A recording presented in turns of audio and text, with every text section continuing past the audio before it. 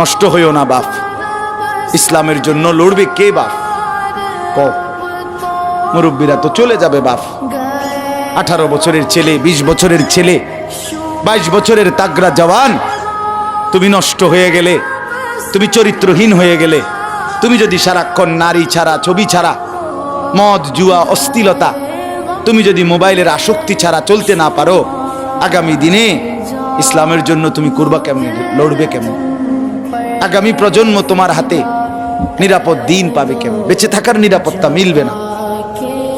বেঁচে থাকার 53 বছর বাংলাদেশের বয়স, 53 বছরের সমাজে বেনামাজির সংখ্যা যদি এত বেশি হয়, 53 বছরের ভিতরে মোবাইলে আসক্ত যুবকের সংখ্যা যদি এত বেশি হয়, 53 বছরের ভিতরে বেপর্দা নারীর পরিমাণ যদি এত বেশি হয়, এত মসজিদ মাদ্রাসা চারদিকে থাকার পরেও যদি এই মসজিদ মাদ্রাসা ষড়যন্ত্রের কারণে কমে যায়,